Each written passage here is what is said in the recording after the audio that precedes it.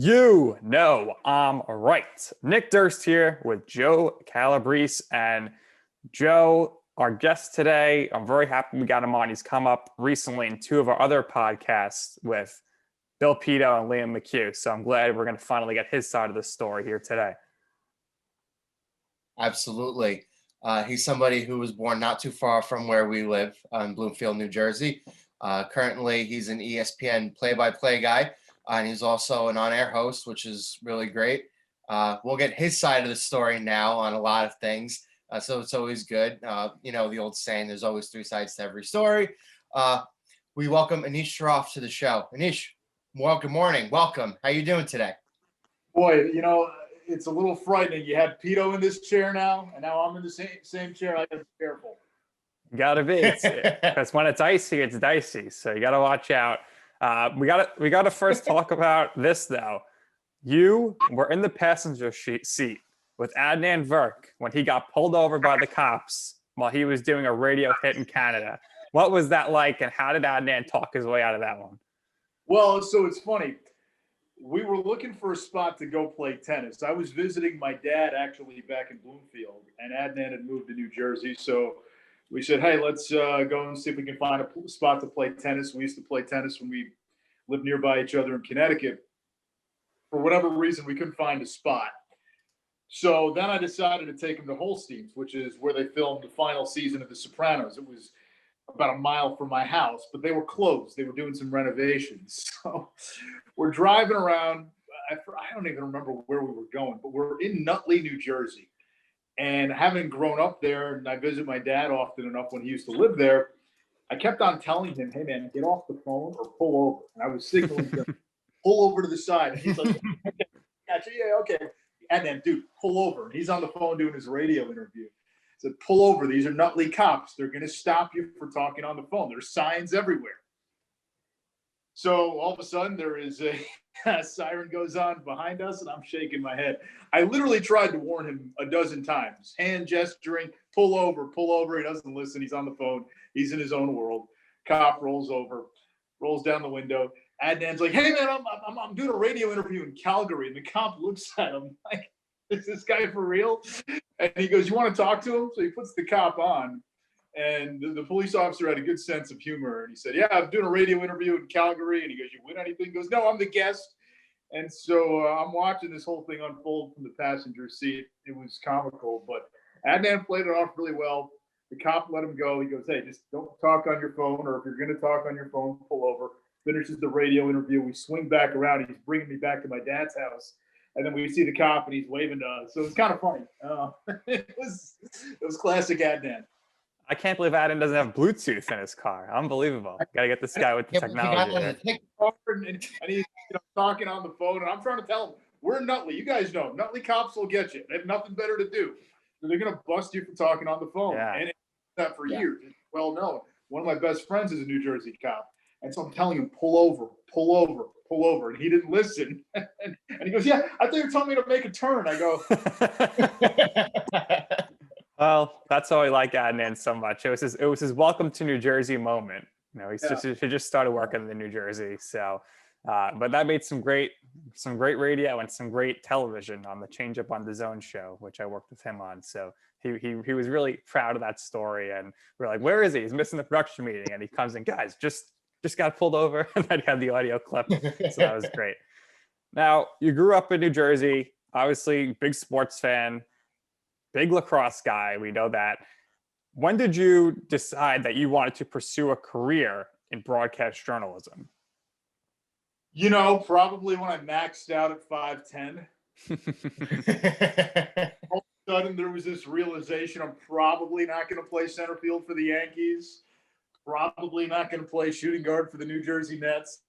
So, yeah, it was one of those things. I'd always been a sports fan. Sports had really kind of been a way in for my family who came here as immigrants. And once we got into it, it started with baseball and went to other sports. When it was on TV, I would eat it up. And I found myself gravitating toward the narrative side of it, how it's told, how it's presented. Bob Costas was an idol of mine just for the way he could frame a game and really cut through and add nuance and context to it. old NBA on NBC opens, I would be mesmerized by them. I'd watch the pregame show and the postgame show and what the announcers were saying. And I found myself really getting into that before really knowing what that entailed and whether a career in that was possible.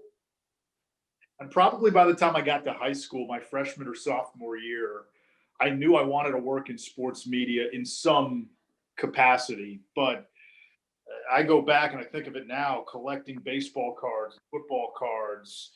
Me and my brother would fight over the sports section of the Star Ledger every morning. And I read the sports page front to back before I got to school every day. And if I didn't, I would steal the paper and take it to school. So all of that was a big part of my upbringing. And if there was a game on TV, I was watching it. So you have all this useless knowledge, as people tell you. I thought to apply it. So like all good, great journalism grads, you went to Syracuse. We've had a lot of Syracuse people on this show, guys including the aforementioned Liam McHugh, who has also spoken about you. So when you went to Syracuse, what did you do there to strengthen your resume to send out once after you got out of there? And what else did you do? You did radio, I'd see. Did you do some TV? When did you also know that you wanted to be an on-air host? So I started doing radio. My freshman year at Syracuse. We had a college radio station, WAER, which, in my estimation, biased as it is the best training ground for sports broadcaster at any collegiate institution in the country. When you get to be a junior and senior, you get to call men's basketball home and away, college football home and away, men's lacrosse, which is a national contender, home and away. So the thrill of being able to do games, not just at the Carrier Dome, but potentially Madison Square Garden, potentially the Orange Bowl, Virginia Tech, back when Syracuse was in the Big East, was such a carrot. And I wanted to chase that. So when I got in, I said, I'm going to do what I can to put myself in a position when I'm an upperclassman to have these opportunities. And I look back and I think of some of the guys that we had at that radio station. When I was younger, Damon Amendolara, Carter Blackburn, Andrew, those were the guys that were in the classes ahead of me. And those are the guys that you saw doing it then. And you're thinking, wow, these guys are really good and they're in college. And that standard kind of just went down class to class. So, it was passed down class to class. So you see those guys, the next class says, okay, for us to be good, we have to be at that level. And so it was the most competitive atmosphere I've ever been a part of, even more so than ESPN. It was incredibly competitive because every class had 10, 12 people, and you're all competing for one game. At ESPN, we're all competing for games, but there's more than one game every week. Right. We're all competing for one game. And by the time I was a senior, I was sports director. So you get to make out the assignments, and getting to do the last Big East game at the time between Syracuse and Miami at the Orange Bowl, getting to go to Virginia Tech. My junior year, Carmelo Anthony led Syracuse basketball to a championship. My senior year, we go into the tournament as defending champions. I get to call the first round game against BYU where McNamara goes for 43. I get to call the second round game in Maryland, going to Denver for a week to call tournament games. And we're sitting at the same press row table, and you look down 3 seats and it's Jim Nantz and Clark Kellogg. And the following week, we're in the Sweet 16 for Alabama. And I remember one of the CBS producers came up to us before the opening round games, and they said, hey, you the college radio for Syracuse? We said, yeah. Well, do you mind if we put a mic on you? We're trying to get Nat sound radio calls from all the different teams. And they ended up using one of my calls on their road to the Final Four shows or whatever, one of their tournament shows on Jerry McNamara 3, the game he had 43 points. So again, at the time, that's a big deal. Hey, CBS just used my call. Yeah, it made everything easier.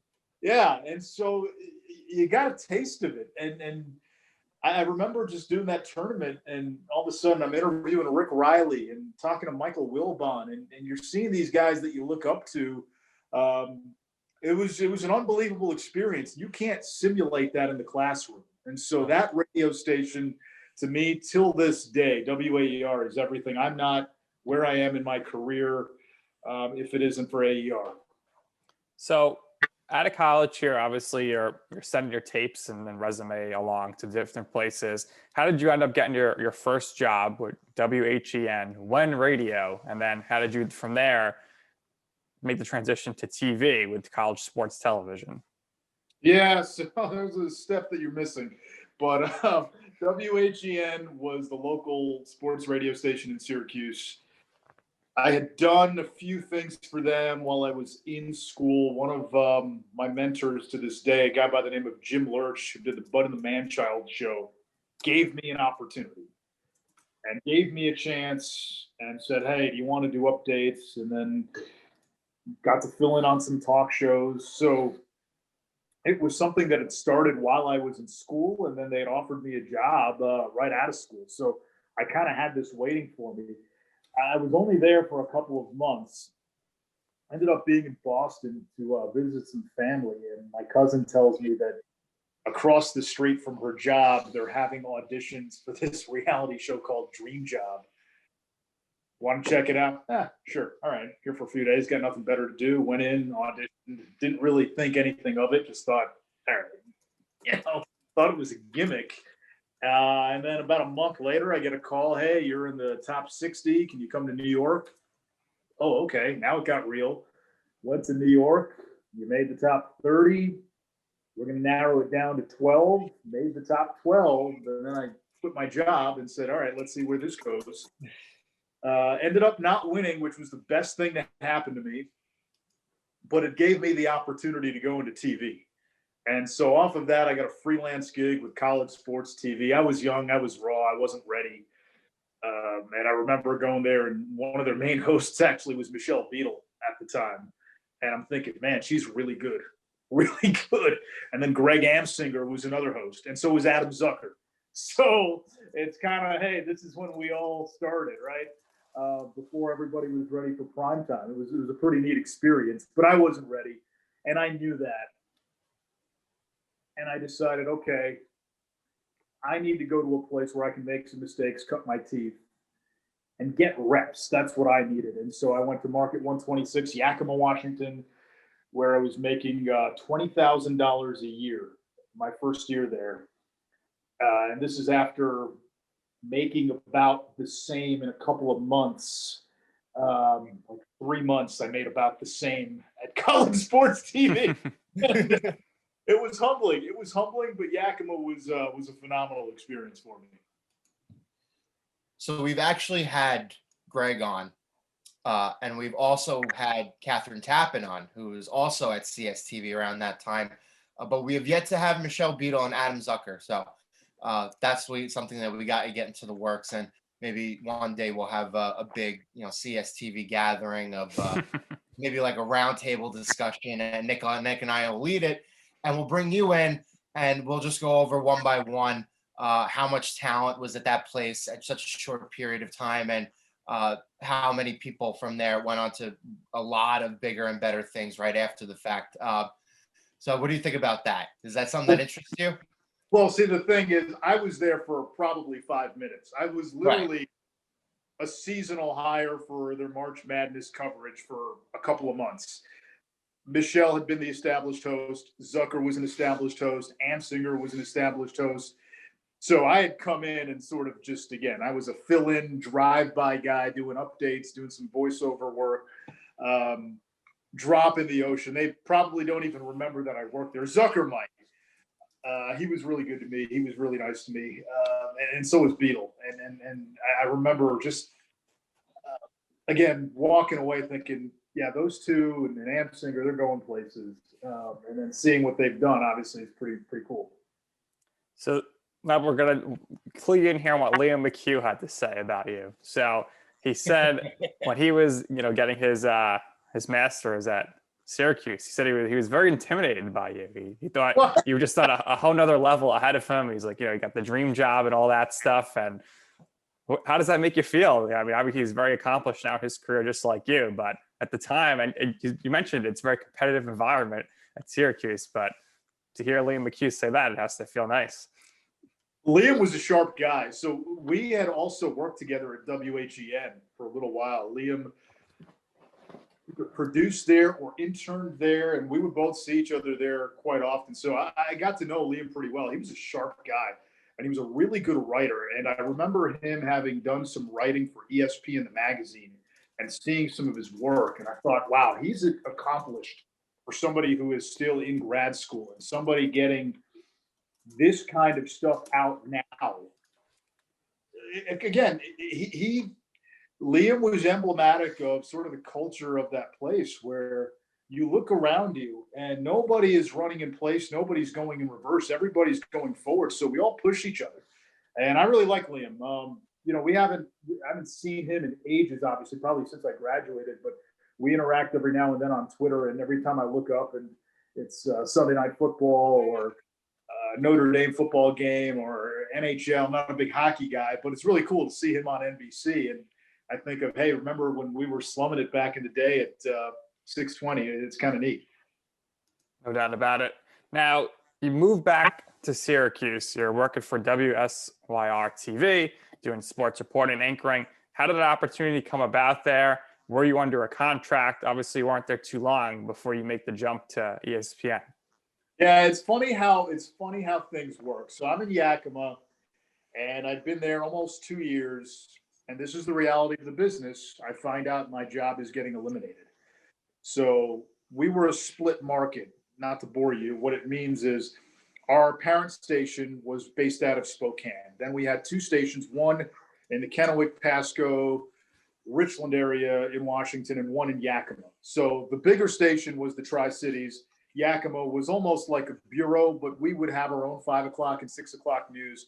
Well, now they decided, hey, the station in the Tri-Cities will handle almost everything. You guys will just have a cabal of reporters and we'll use you there. So I was the lone sports guy. They just said, hey, we don't need sports coming out of Yakima.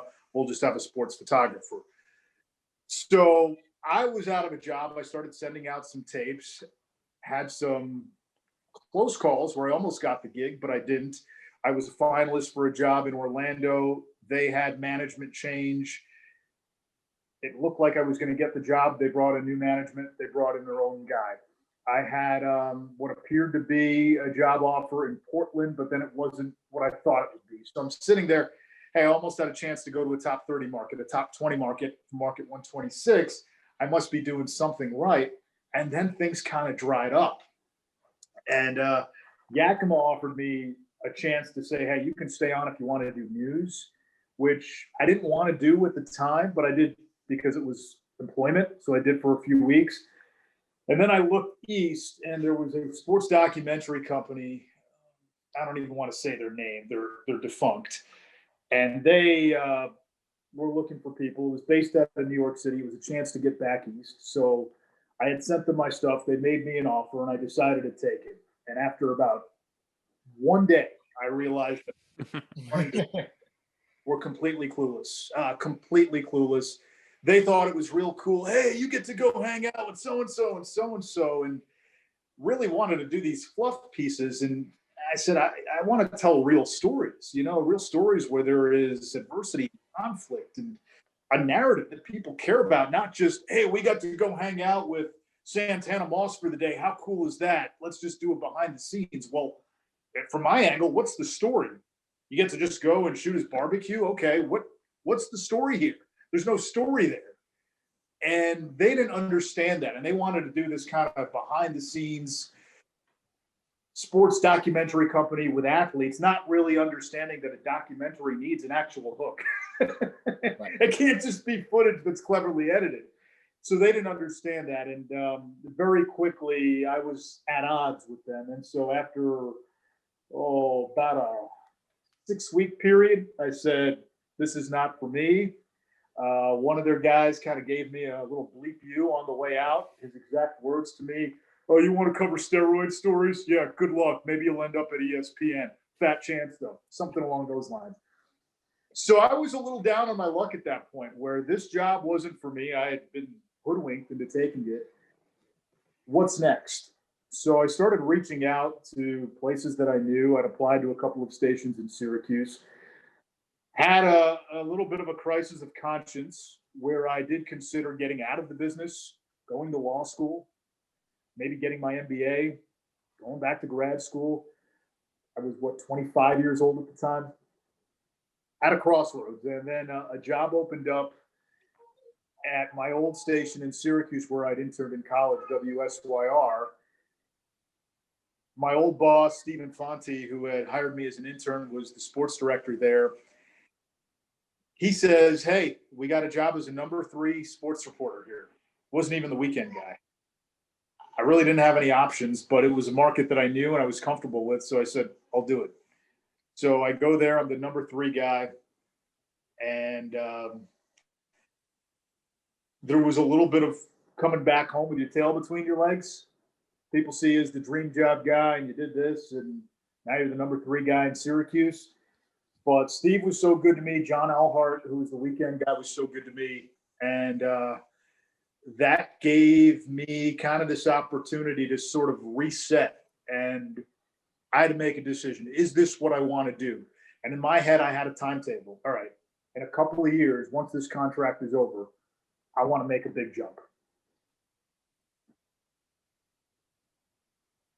So you do make the big jump, but it doesn't take that long. It takes a month maybe, right? Once from what, we're a few months there. 6 months. 6 months. So how did the ESPN opportunity come about? Yeah, and this is another fascinating story. So after a couple of months on the job, like you're at any job in this business, you kind of reach out to your network and you say, hey, new job, I've got a demo, would love to send you a tape for feedback. So started sending out my tape just for feedback. I'm not looking for a job. I'm on a 2-year contract. One of the people I sent it out to was Al Jaffe, who was the head of talent at ESPN. He was one of the judges on Dream Job. We had stayed in touch. So I sent Al an email and I just said, hey, just started a new job in Syracuse. He had looked at my last tape from Yakima, gave me some really good feedback, positive feedback, encouraging feedback, things to work on. I said, I'd love to send you an air check, get some feedback from you whenever you get the time. And he responds with the email that changed my life. He said, we may have some openings coming up on ESPN News. Would you be interested? I said, yeah. Send me your next sportscast. Wow. So the demo that I sent to ESPN was one sportscast. It wasn't my best of. It wasn't a highlight reel. It wasn't a typical demo. It was one sportscast. So I'm anchoring the 11. I'm in there at 11 a.m. parsing every word, making sure this thing can sing. FedExed it in the morning. About a week later, I get a email back. We got your tape. We'd love to bring you in for an interview and an audition on one condition. If we offer you the job, you can break your contract. Okay. So first I go to my direct report, Stephen Fonte, the sports director at SYR. Steve, I know I just got here 5 minutes ago, but I've got this incredible opportunity. Would you be cool with me pursuing this? Because the last thing I wanted to do was go through the process, have ESPN offer me the job, then not be able to take it. So now I may have burned that bridge permanently. Hey, why did you waste our time when you knew you wouldn't be able to take this anyway? Right. So I was thinking about how to go about this. And in this business, it's very easy to just pursue a job, go for it. And then at the very end, you come to your station, hey, I'm leaving. That's just kind of how it works a lot of times. But in this case, I didn't want to botch this. So Steve told me, hey, man, I'm fully supportive. Opportunity of a lifetime. Go. I'm in your corner. So I talked to my news director. I said, what do you think? And he goes, oh, ESPN. Yeah, sure. I think you should absolutely go interview for it. That'd be great. And good luck to you. Awesome. I'm in the clear. And I made it clear to him, hey, this may be a long shot. I try to kind of sell it as, this is going to be a long shot. I don't know if I'm going to get this, but I got this opportunity. Are you cool with it? And both of them signed off on it. So I do the interview, go through the audition. And actually before that, the week before I go for my audition, my news director says, I want to talk to you. I've been thinking about it. Okay. I can't let you leave. you're still under contract. And I am floored. Well, you told me you could. They're giving me the interview and the audition based on the fact you told me it was okay to go and do it, and you would let me break my contract. Now you're going back on your word. Well, if I make an exception for you, I got to make an exception for everybody. I can't do it. And I tried to plead with him. Listen, I'm not trying to go to Albany or Salt Lake City or Nashville. I'm trying to go to a destination job. Market 80 to ESPN, and he wouldn't budge. And that week was the longest week of my life. I talked to so many people. What do I do? What do I do? There was a part of me that was now worried, what happens if I get this job? Because now Syracuse knows I'm trying to leave, or I was trying to leave, and ESPN is, hey, why were you pulling our chain this whole time? So in some ways the pressure was off. So I go to the interview and I go to the audition, and almost maybe a little too free and easy, and maybe a little more relaxed than I probably should have been. Come back a week later, I get the call. We want to offer you the job. What are you going to say? I got to think about it? No, I accept on the spot. We go back to Syracuse. I tell Stephen Fonte, hey, they offered me the job. Did you accept? Yeah, I did. How do I approach this with our news director, Jim? Steve says, let me try to handle this. And he was in my corner, and I appreciate that to this day. So we finally went up to him, and our news director at the time was somebody who didn't like face-to-face, and I was more of a face-to-face guy, going to his office, and he would just send stuff through email and text. That's how he operated. He was not a face-to-face guy. So I knew if I could get him face-to-face, I got a shot. And he's avoiding me now for 2 weeks. He's avoiding me. Hey, Jim, you got time to meet?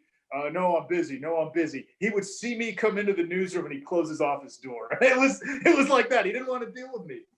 So I'm in this bind, and I didn't know what to do. And finally, I go into his office and I say, listen, this is the opportunity of a lifetime. I'm not trying to leave to go to Albany. What do we need to work out? If you need me to buy out the rest of my contract, I'm willing to take out a loan to do that. If you need me to, until a certain time where 3 months, 4 months, whatever it is, I'm sure I can arrange that with Syracuse or with ESPN. So essentially we made a deal where I worked pretty much every day from the beginning of November through New Year's Eve. I didn't even put in for overtime, didn't even get overtime. Hey, you're not going to get overtime. You're not going to get holiday pay. Like a lot of this stuff probably isn't even legal. Putting in all these hours, still getting paid my regular pay. Told ESPN, they said I'm good to go at the end of the year. And literally December 31st, did the 11 p.m. show, the sports. Had whatever luggage and whatever furniture and clothes that hadn't been taken by the movers, loaded that up into my car. Everyone was out partying New Year's Eve. Went home. I slept for a couple hours. At around 3 a.m, I got in the car and I drove through a snowstorm to Bristol, Connecticut to move in. And my first day at ESPN was January 2nd. So it was a little bit of a nightmare getting out of Syracuse. But I'm glad, again, Stephen Fonte is the guy that I owe so much to, because he helped me make that move. And when my news director pushed back and kind of went back on his word. I think that is a tremendous story. I think it is an important, real life, really great piece of advice for anybody who's listening to this, who's getting into the business or has a job or one of their first few jobs out of college and has a really great stepping stone and opportunity available to them. So you mentioned that you auditioned for ESPN. They brought you back in. So what was that audition process like? Was it different than the stuff that they made you do while you were doing Dream Job? And you said that you went back in there and you were a lot more relaxed. Is it because you knew what to expect? How many similarities were there and how many differences were there? No, I was relaxed because there was a part of me that was, what if I get this job? What am I going to do if I get this job? So, all right, whatever, pressure's off. Just go, just do it. Be you, be free. Don't try to be something that you think they want. be you. And to your previous point, if you're going to take something out of that past experience, the one thing that really still rankled me and still rankles me to this day, I thought I handled it the right way. I could have gone through all of that and then blindsided them and said, hey, I got this offer. See you later. Talk to my lawyer. I thought I did it the right way. I was transparent. I told them, I gave them an opportunity to say, no, not right now. We can't let you leave. And they went back on my word, on their word. And that still bothers me. But the audition, it was reading highlights. It was seeing how you write. It was seeing if we throw in an extra play on the highlight, how you're going to react. If one of the plays on the highlight is not in the actual video, how do you react? Basically, it was just kind of what you would expect out of an anchor and things that I've been doing. So it wasn't anything new. They give you some fun stories. They give you a serious story to see how you can transition, how you can change your tone. And then you go and you meet with a lot of the suits and a lot of the execs, and you basically talk to them and they ask you questions. Hey, what do you feel you bring to the table? What makes you different? Why should we hire you? So you go through that whole round of interviewing, which was a lot, and it was a lot of people to talk to, and it was a long day. But it's a little bit of a blur, but it all works out. And I remember the one sort of throwaway line that Jaffe liked when he was watching was there was some meeting at the mound in some baseball highlight, and the play, the highlight just dragged on. And so I said, all right, what is this, the Yalta Convention? We're going to move on at some point. And Jaffe goes, I like the line about the Yalta Convention. Oh, okay. And the other cool thing about what I remember from the audition, I'm in the newsroom working on, my script, and Bob Lee walks by. And the producer, Jeff Anderson, I see Bob, and I'm about to get up to introduce myself to him. Says, hey, Anish, do you know Bob Lee? And Bob just, he's the general. He's walking by. Hey, how you doing? I said, Bob, Bloomfield High School. And Bob's a Bloomfield alum. So we went to the same high school. And he goes, no kidding, you went to Bloomfield High? He said, yeah. Obviously, he was a little before my time.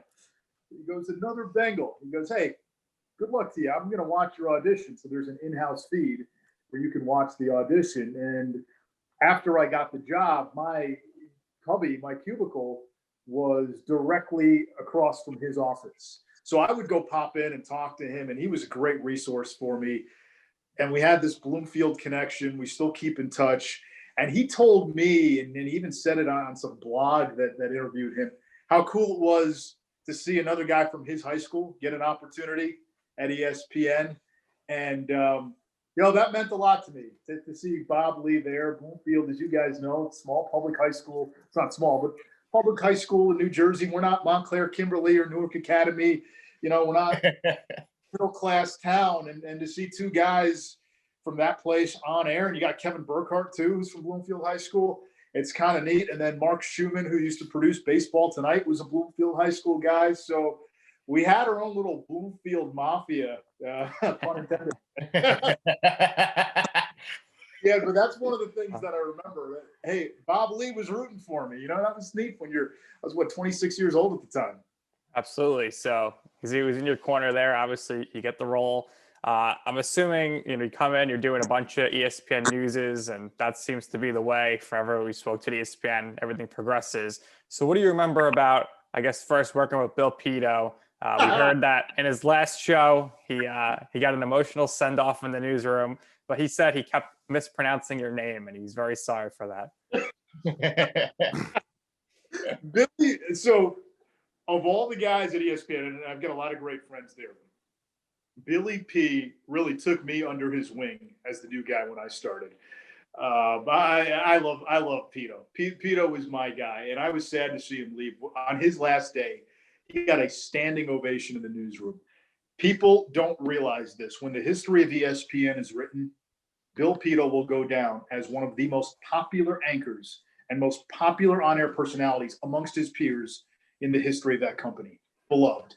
And for him to take me under his wing and to show me the ropes and give me guidance, that meant everything. Now, that guy was beloved within those walls. Good Pito stories. He never paid for cafeteria food. Paid for your food there. And He said, Anish, they've taken enough from me here. Taking years off my life. What's a bag of chocolate covered raisins? And he would just walk the other way. One of the first shows, he couldn't pronounce me. Ashok, Alok, Anush, Manusha. And then finally he says to the producer, because ESPN News would be 30-minute blocks just recycled over and over. Hey, I'm not saying his name right 6 times. We were on for a 3-hour show. I'm not saying his name right 6 times. Have Manusha, have the new guy do the hi, hello. And it became this running joke, but Bill is so near and dear to my heart. And my acceptance at that place from a lot of people had a lot to do with Bill championing me and really being somebody in my corner, and I appreciate that to this day. I still talk to him. He's one of my favorite people. Certainly was a developing situation in the cafeteria there. I'm just taking everything. Speaking of cafeteria, we had Doug Kazarian on the show. He said that Adnan and Max Bretas were the mayors of the cafeteria. They were talking to all the staff and everything, but I want to know how you met Adnan and how that relationship began. Yeah, so he started a little bit after I did. And listen, 2 brown guys at ESPN, there's not very many of us. So we sort of hit it off. And we lived in the same town. Found out he played tennis, I played tennis. So we sort of became tennis buddies. And we would hang out outside of work and we would try to play tennis once or twice a week. And man alive, he would always beat me. It would frustrate me because I would play aggressively and I would try to hit winners, and I'm not the player anymore that I was in high school. And this guy would just dink and dunk and nickel and dime you to death. Like he would just get it over. He'd get to everything. Just frustrating to play against. And then finally he said, all right, I'm going to try to wail on this one. I'd hit it out of bounds by 2 feet, off the line. And then he'd have a smirk at the other end. He'd have this little lollipop serve. I'm about to go wail on it, and I'd hit it long. But no, we just kind of hit it off. We had a lot of similar interests in movies and pop culture and books and tennis, obviously. And he's become, one of my closest friends in this business. So you mentioned Adnan. He is a tremendous friend and resource to our program. Like you mentioned, Bob Lee was to you. So during your time at ESPN, so you started there, you were doing on-air anchoring and stuff like that.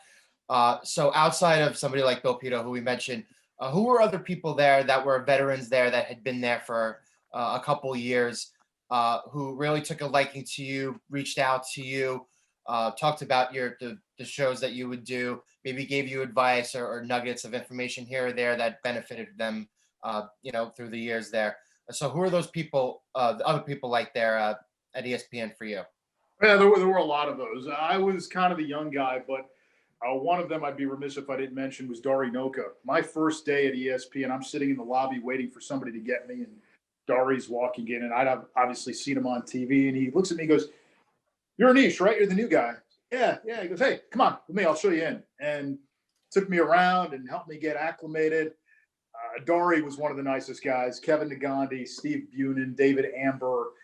And then we had a really good group of guys who had started around the same time as I did. Adnan, for example, Kevin Connor, Steve Weissman, so many of those guys. Max, I love Max. He was such a funny dude, Max Bretas. So it was a nice group. And then a lot of the older guys I always found just be incredibly friendly. Trey Wingo would always be super friendly. And, who else? Ravitch when you would see him, and the guys who've been doing it. Buttigieg was one of the nicest guys. Linda Cohen. I mean, shoot, I almost peed my pants the first time I did a show with Linda Cohen. Thinking, and I told her in the parking lot. She goes, "Anish, you're making me feel old. I'm going to stop you there." But I said, Linda, it was cool for me to do a show with you. And then Linda was one of the absolute nicest people there, and somebody that I grew up watching. And so I remember I'm sitting on the same set, and in my head, oh my God, that's Linda Cohen. Oh my God, I'm doing a show with Linda Cohen.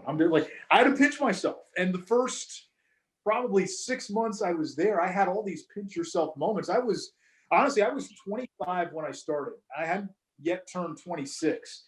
And so I was the baby in the group and watching all these other guys that I had and women that I had, again, grown up watching. It was,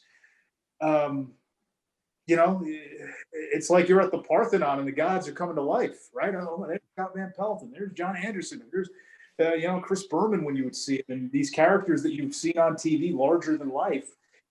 Now you're working with them, and this is real life. So it was cool. It was I kind of go back to those days, and I didn't take it for granted. That's for sure. So after a few years, you start doing some play-by-play. How did that come about for you? It had been a while since you've done play-by-play on at least a consistent basis. And what did they go based on there? Were they listening to your old tapes, or how did that opportunity come about for you?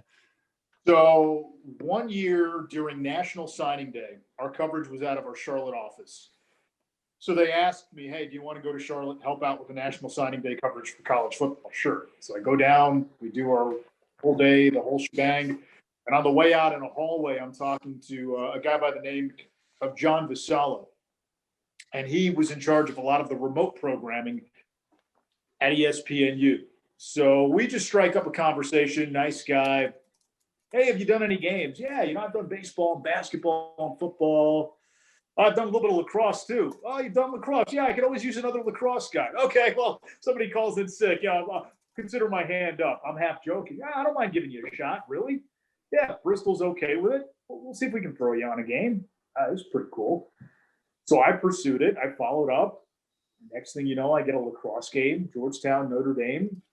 We do the one game.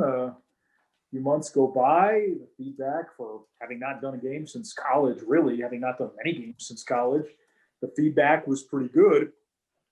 Hey, do you want to do some football this fall? Yeah, absolutely. I'd love to do some football. So that led to a handful of football games. That led to a basketball game. That led to a little bit more lacrosse the following year. And all of a sudden, I got the itch. What do I have to do to get more games on the play-by-play side? I'm coming up on the last year of my contract, and I saw an opportunity to maybe pivot in roles. So now I'm annoying them. Hey, I'd love to get more games. And they're telling me, well, listen, we hired you to be a studio host. We hired you to be a studio anchor. So it's going to be hard to get you free. They finally came up with a solution. We're going to add some folks down at ESPNU. Would you be interested in going down at ESPNU? And my first inclination was no.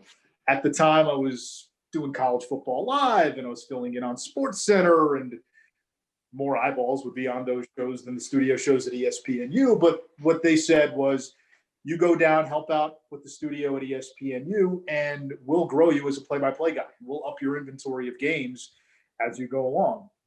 So it started where my first year down after I moved to Charlotte, maybe 65% studio, 35% games. And then by year 4, year 5, it was reverse, 35% studio, 65% games. And then a few years ago, we made the decision, hey, let's just do full-time play-by-play. We think you're ready.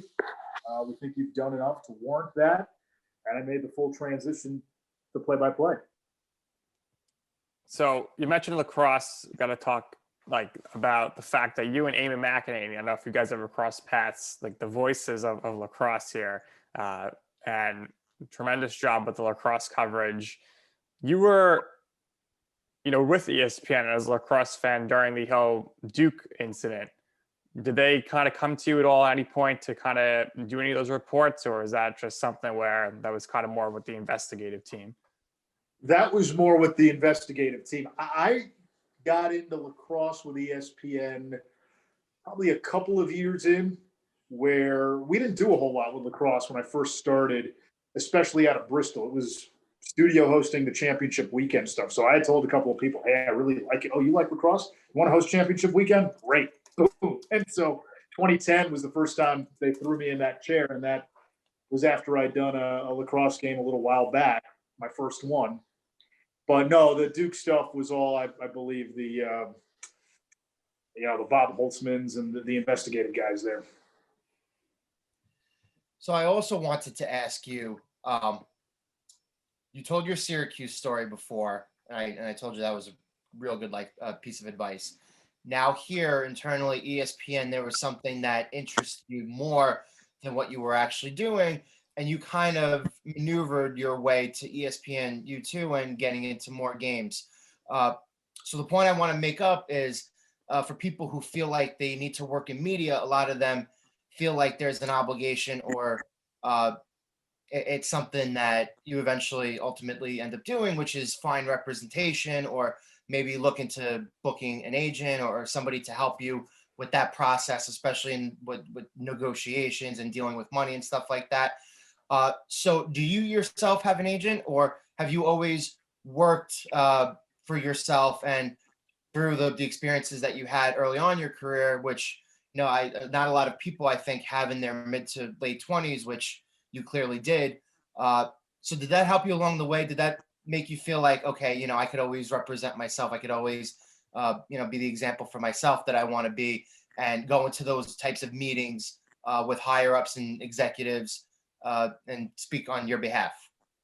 Yeah, so I will say probably the one thing that I am not good at, and I will say this candidly, is advocating for myself. I'm more of a put your head down guy and work. I'm not the look at me, look what I'm doing. Hey, I got this award. That's just not who I am. That's not how I was raised. I know there's there's a part of you that has to do some of those things with self-promoting in this business. It's never been my forte. I've always had an agent. Now, at ESPN, listen, some of that initiative you sort of have to take on your own in navigating relationships. And I know that's an area that I could be better at, where, again, for me to say, hey, I did something really cool, you should check it out. That takes me out of who I am from a personality standpoint, right? It feels conceited, self-centered. Hey, look at this. Look what I did. Where I know sometimes you do need to bring that to their attention because they can't see everything. But no, I've had an agent for a long time. How challenging was the 2020 football season for you, for college football, to do broadcasts, doing them from the studio, and also the fact that you just never knew when you were actually going to be doing the game with the crazy schedules? That more than anything, the last part, having the games go away, that was such a downer. That was mentally draining because you've done the work. Doing the games from the studio was not ideal, but I got to give so much credit to our college football team, the Steve Ackles, John Vasallos, Lee Fittings, Brian Yarrows of the world, where they were so organized, so buttoned up, and Ed Placey too. They really worked with us. What do we need? What can we do better?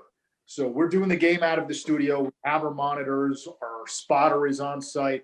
They found a way where the talent stats can communicate with me during the game, and we can get the information. And then from my standpoint, it just took time acclimating. You're so used to your eyes going from point A to point B to point C when you're doing a football game. It's second nature. Watching the field, watch the monitor, look at my stats guide, look at my spotting board, look back up. That you just kind of have a nice rhythm to it. And now you're doing it off monitor. So it's here, here, here. And it's just different.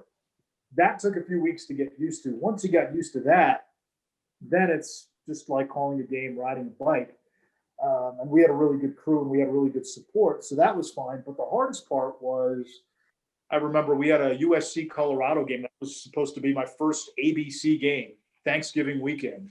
We're all excited. Our whole crew is excited. We're pumped to do this game. We talked to Colorado, and then finally we hear USC's got a COVID issue. We've done so much work, so much prep. We're so buttoned up for this game, and then you find out 48 hours before the game's going away. That happened 6-7 times during the course of the year where our games got canceled. You've done usually 85-90% of the work. That gets demoralizing. It's demoralizing for teams. It's demoralizing for players. It's also demoralizing for us. I tell folks all the time, the easiest 3 hours of the week when you're prepping a football game, if you've done it right, it's the 3 hours you're on the air. If that's not the easiest 3 hours of the week, you haven't done the work. So you do all that grunt work, and the reward is you get to call the game. Instead, we're doing all the grunt work, and we're putting in all the time and the prep and the energy, and then there's no reward. And when that happens over and over again, it's deflating. Absolutely. So you were at ESPN doing on-air stuff 3 years before you kind of transitioned, and now you've been at ESPNU going on 10 years, almost one full decade there. So what are your favorite memories from the time that you were doing on-air anchoring and play-by-play? Was there a specific night, news hectic day that you recall that stands out to you more than any other day when you were doing anchoring? And what were some of your favorite games to call through the years? So one of my favorite anchoring memories, and this I remember because this was my welcome to ESPN moment. First month or so on the job, I used to do the updates for the hot list, which we would go on the air around noon, be off by 6, a couple times every 30 minutes to jump in with the headlines of the day. So I'm typing away at my scripts in the rundown. Just seems like an ordinary, I don't even know what day of the week it was, but an ordinary day. And all of a sudden, somebody in the back of the newsroom yells, "Brett Favre just retired. Anish, get into makeup." I don't have anything written. Get into makeup, okay? Go get ready, throw on my jacket, tie, head to the newsroom, had a few notes scribbled down on Favre, get in the chair. They're talking to me in my ear. "Hey, what's going on?" "We're going to have guests coming one after another. Just roll with the punches." All right, here we go, live TV. And we were on for 6 hours straight. Oof. This is the first time Brett Favre retired. So when that bastard did it again and again, because that was one of the longest days, and I'm into the fire, and that was 6 hours of being live on the air. And here's Chris Mortensen, here's Steve Young, here's AJ Hawk, here's Michael Irvin, all these guys that had played against him, played with him, all of our football guys coming on to talk about his career and his legacy, and one interview after another, and we're on for 6 hours straight that day. That was insanity. And then the dude has the gall to come back, the temerity and the unmitigated gall to come back. Come on. So that was my welcome to ESPN moment on the studio side. And then remote, man. Boy, there's a lot of them. Just sometimes first game at Fog Allen Fieldhouse, Kansas, Texas, Wiggins, Embiid. That was really cool.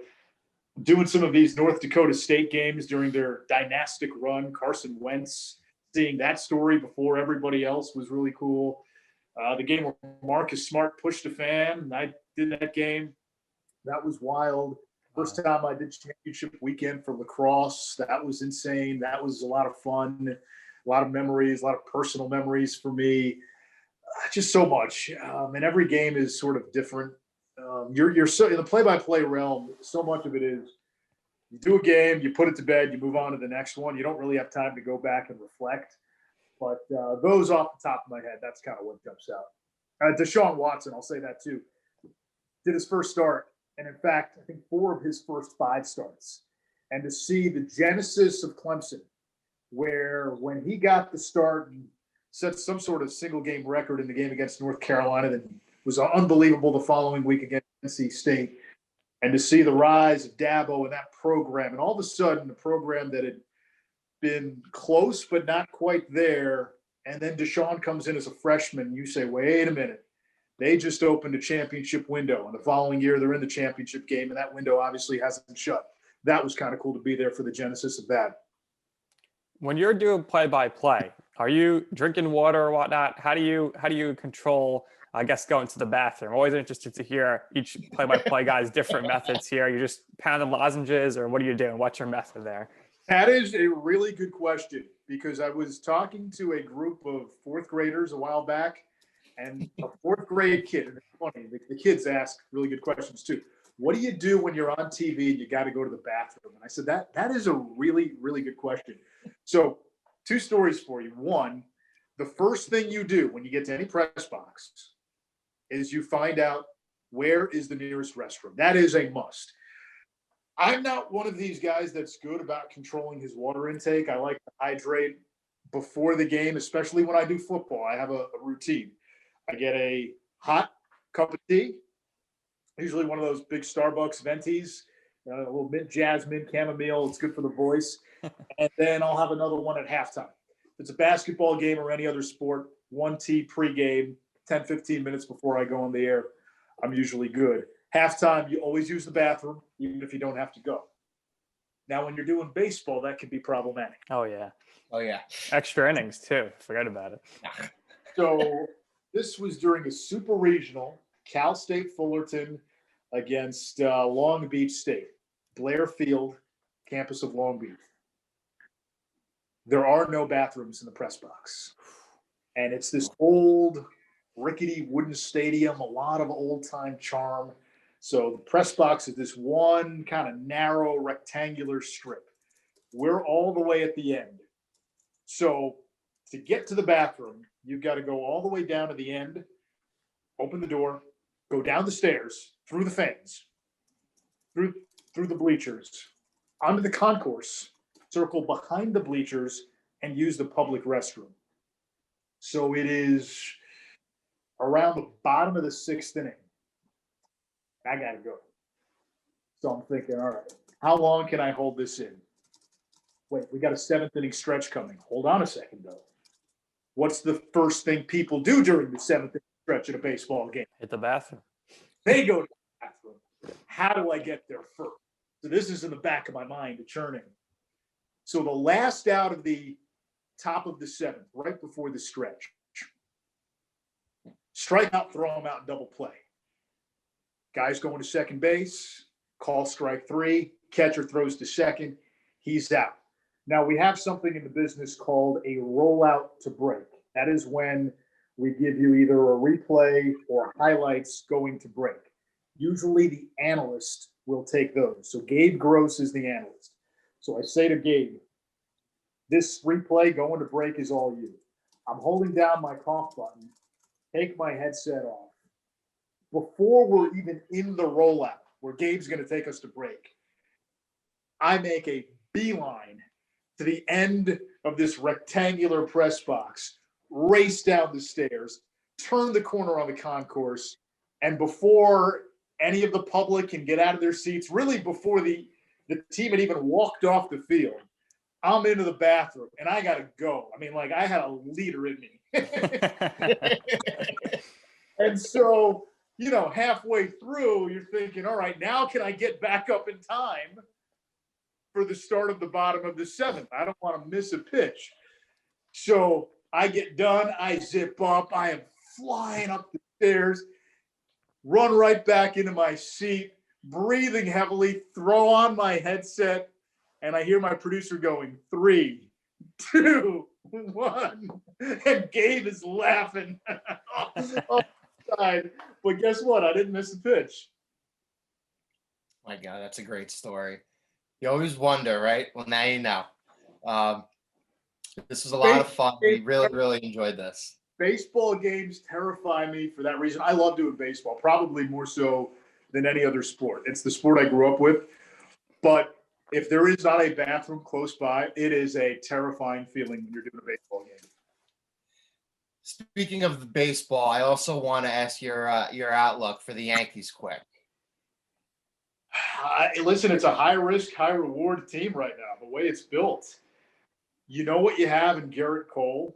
The trade they made, getting the guy from the Pirates, if he's healthy, he's a solid mid-rotation option. Kluber, if he's healthy, can be a 2 or a 3. Severino, if he comes back healthy, if first year off Tommy John, guys are rusty. You don't always get peak Severino the first year back. It may not be until 2022. So I think what they're looking at is, can one of those 3 guys be 85% of what they used to be? That would give you a solid 1-2 punch. If 2 of those 3 guys are 85% of what they are, now you've got a real shot with Cole anchoring your rotation. What's Domingo Germán give you? He hasn't pitched in more than a year. Davy Garcia, Clark Schmidt, what does the back end of the rotation look like? The Ottavino trade, I was taken aback. I understand. Performed all the playoffs last year. For the last 5 years, he's been an effective relief pitcher. And who's going to replace him? Who's going to be that guy? Are you counting on getting more innings from a rotation with a ton of injury question marks? Let's not forget Jordan Montgomery isn't that far removed from major surgery either. So They're going to mash, they're going to hit, but question. And to be honest, Gary Sanchez is at a tipping point. Aaron Judge has this year and next year. And honestly, I don't think you can re-sign him given his health issues. So to me, this core, which looks so promising, has a really small window now to contend.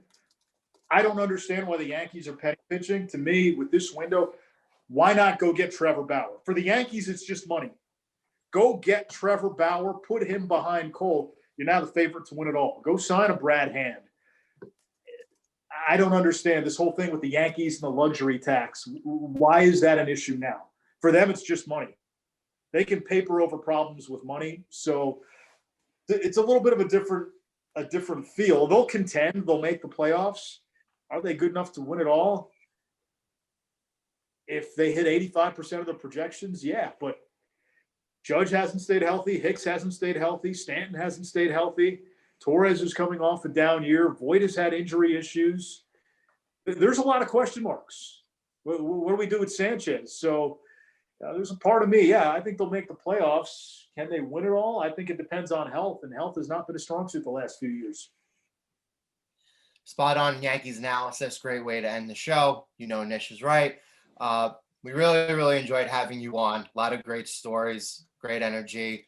Also, like I said before, a lot of great real life stories, great examples for our listeners to use moving forward. What we do here is we always give our guests the last words. If there's anything that you would personally like to share, promote, go right ahead. The floor is all yours. We thank you again for coming on and giving us this time. We really, really enjoyed it. Thanks. Yeah, hey, I'll just say this, and this is to anybody watching who may want to get into the business, anybody listening that may want to get into the business. The biggest thing that I can tell you, and probably the most important lesson I've learned in my career, don't let your job define who you are. There are other things in life, and for some people, it's this or bust, and I'm going to do this, and if it doesn't happen, I don't know what plan B is. There is life, there is love, there is family, there's children. There's a lot of things that can bring you happiness in your life. And if you are tethered just to your job, and this pandemic has taught us a lot of lessons about that, it's so easy to get wrapped up in this profession and have your self-identity and personal self-worth be defined by what you do for a living, because everybody on the outside defines you by your job because you are somewhat public. Don't let your job define who you are in real life. When you walk away, when you're off the air, what it means to be a husband or a partner or a father or a son or a brother or a friend. That is something that I have learned over the years, and it's been the most important lesson. Who I am and what I do for a living is not representative of the person that I am and how I want to be remembered. Great words. End it there. We appreciate it. Thank you for coming on. We thank you for your time, and we thank you for all of your stories, and we know our listeners will enjoy it as well. And that's going to do it here for this episode of You Know I'm Right.